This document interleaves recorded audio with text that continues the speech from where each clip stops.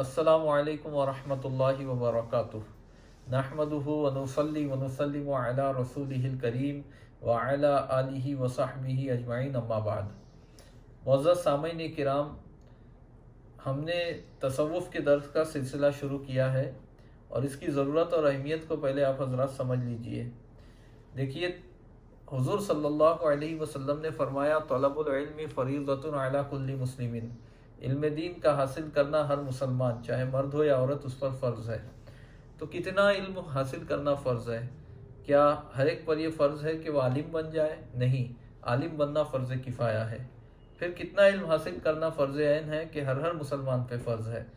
तो फरमाते हैं उलमाए किराम के इतना इल्म दीन हासिल करना फ़र्ज़ है कि उसके ऊपर आयद तमाम फ़राइज़ व वाजिबात को वो सही तरीके से अदा कर सके और तमाम गुनाहों से बचे। देखिए, सबसे पहले अक़ीदा है, ज़रूरी बुनियादी इस्लामी अक़ायद का इल्म, उसको हासिल कर ले। फिर जब अमल की बारी आती है तो दो किस्म के अमाल हैं, एक ज़ाहिरी अमाल, दूसरे बातिनी अमाल, जिनको क़ल्बी अमाल भी कहते हैं। ज़ाहिरी अमाल से मुराद वो अमाल हैं जिनका ताल्लुक़ ज़ाहिरी अज़ा से होता है, ज़बान से, आँखों से, कानों से, हाथ पाँव से वगैरह।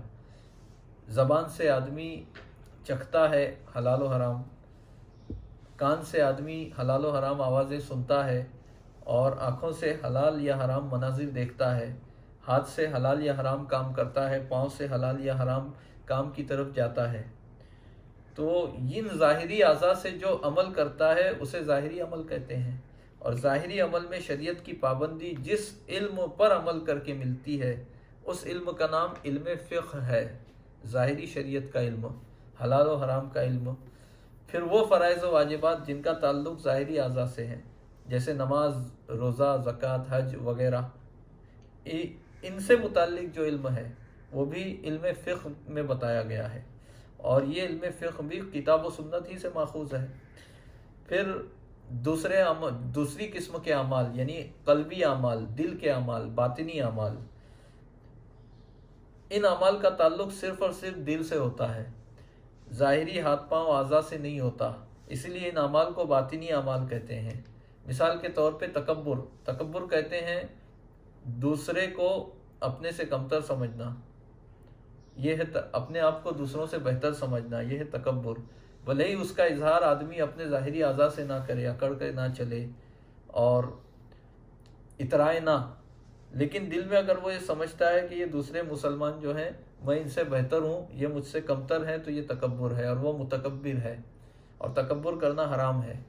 इसकी ज़िद है तवाज़ो। तवाज़ो क्या है?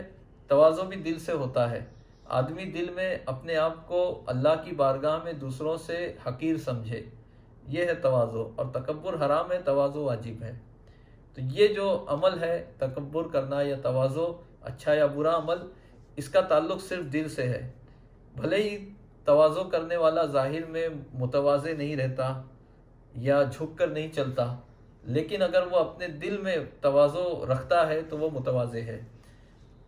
तो ये तो मैंने तकब्बुर और तवाज़ो की एक मिसाल दी। इसी तरीके से हुस्न ज़न है, किसी से अच्छा गुमान करना, या इसकी ज़िद है सुए ज़न, किसी मुसलमान से बुरा गुमान करना। इनका ताल्लुक़ भी दिल से है, आदमी दिल में गुमान करता है, भले ही ज़बान पर उसका इजहार ना करे।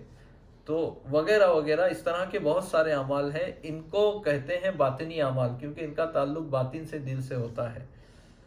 तो वो अमाल जिनका ताल्लुक़ दिल से है, बातिन से है, उन्हें अमाल क़ल्बी कहते हैं। इनमें भी शरीयत की पाबंदी लाजिम है और वो इल्म जिस पर अमल करके इंसान बातिनी अमाल में शरीयत की पाबंदी करे और बातिनी अमाल के गुनाहों से बचे और बातिनी अमाल के वाजिबात को अदा करे, उस इल्म का नाम इल्म तज़किया है। इल्म तज़कियतुन नफ्स है या इल्म तसव्वुफ़ है। और इमाम गज़ाली ने बाज़ जगह पर इसे इल्म सिर भी कहा है।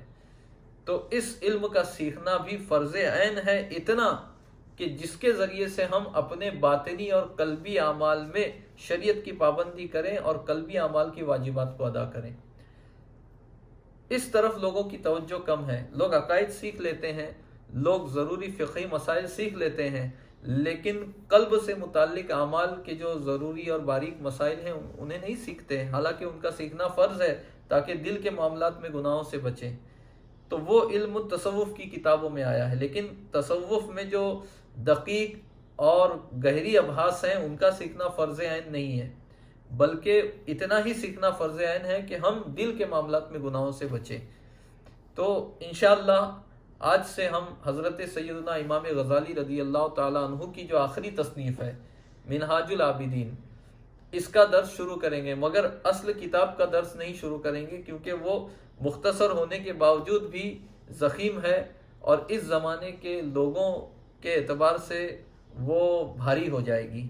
اسی لیے تقریباً 150 سال پہلے اپنے وقت کے علماء حرمین شریفین کے سرخیل حضرت علامہ سید احمد بن زینی دہلان مکی شافعی رحمۃ اللہ تعالی علیہ نے منہاج العابدین کا اختصار کیا۔ تو اس اختصار کو انشاءاللہ ہم پڑھیں گے سبقن، اور اس میں جو علمی نکات ہیں اور جو اس میں ضروری باتیں ہیں ان کو سیکھنے کی کوشش کریں گے تاکہ ہم دل کے اعمال میں ان پر عمل کریں اور اس طریقے سے ہم دنیا اور آخرت میں فائز المرام ہوں۔ دیکھیں، اگر کوئی دل کے اعمال میں تو شریعت کی پابندی نہیں کرتا مگر فقہی مسائل پر ظاہری اعمال میں عمل کرتا ہے تو یقین جانیے کہ وہ زیادہ دنوں تک ظاہر میں بھی بعمل نہیں رہ سکے گا، اس لیے کہ صحیح بخاری اور صحیح مسلم میں ہے، حضور صلی اللہ علیہ وسلم نے فرمایا کہ خبردار بے شک جسم میں گوشت کا ایک ٹکڑا ہے کہ اگر اس کی اصلاح ہو جائے تو سارے جسم کی اصلاح ہو جاتی ہے، اگر اسی میں فساد پیدا ہو جائے تو سارا جسم فاسد ہو جاتا ہے۔ الا وہی القلب، خبردار سن لو، آگاہ ہو جاؤ، وہی دل ہے۔ یہاں مراد ہے کہ اگر آپ اپنے دل کو گناہوں سے بچا لے جائیں تو اس کا اثر ظاہری اعضاء پر بھی پڑے گا اور ظاہری اعضاء بھی جو ہے گناہوں سے بچ جائیں گے اور ظاہری شریعت پر بھی آپ کا عمل ہو جائے گا۔ لیکن اگر دل بعمل نہیں ہے تو زیادہ دنوں تک آپ ظاہری تقوی اور طہارت پر بھی قائم نہیں رہ سکتے۔ اسی بات کو امام غزالی نے اپنی تصانیف میں لکھا، اسی بات کو سرکار نور شاہ ابو الحسین نوری مارہروی رحمۃ اللہ تعالیٰ علیہ نے سراج العوارف میں لکھا، اسی بات کو امام اہل سنت اعلیٰ حضرت امام احمد رضا محدث بریلوی رحمۃ اللہ تعالیٰ علیہ نے اپنے فتاویٰ میں لکھا۔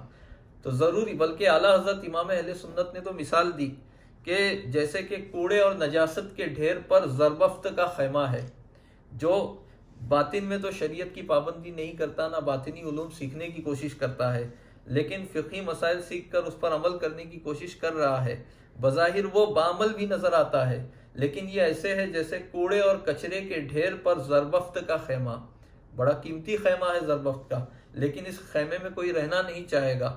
تو اسی طریقے سے اعلیٰ حضرت کے کہنے کا مطلب یہ ہے کہ ظاہری تقوی اور طہارت بظاہر اپنا لے اور دل کو صاف نہ کرے گناہوں سے تو اس دل میں بھی جو ہے کبھی بھی معرفت الہی نہیں آ سکتی، حقیقت میں وہ تقوی اور طہارت کا حامل نہیں کہلا سکتا۔ اور تو یہ صوفیاء کرام نے، اولیاء کرام نے ان مثالوں سے ہمیں سمجھانے کی کوشش کی ہے۔ حضور علیہ الصلوۃ والسلام کے ارشاد کا بھی یہی مطلب ہے کہ دل کو متقی کرو، پرہیزگار کرو۔ اللہ قرآن مجید میں فرماتا ہے یوم لا ينفع مال ولا بنون الا من اتى اللہ بقلب سلیم، کہ قیامت کے دن نہ مال کام آئے گا نہ اولاد کام آئے گی مگر وہ جو اللہ کی بارگاہ میں قلب سلیم لائے، یعنی سلامت دل لائے، یعنی دل کے جو گناہ ہیں ان گناہوں سے سلامتی والا دل لائے، دل کے تقوی کے ساتھ آئے، تو اس کے لیے نجات ہے، اس کے لیے کامیابی ہے۔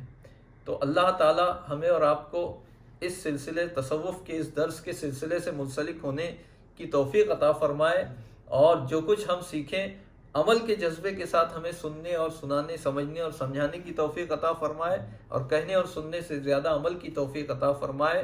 وصلی اللہ علی سیدنا محمد وآلہ وصحبہ اجمعین۔ السلام علیکم۔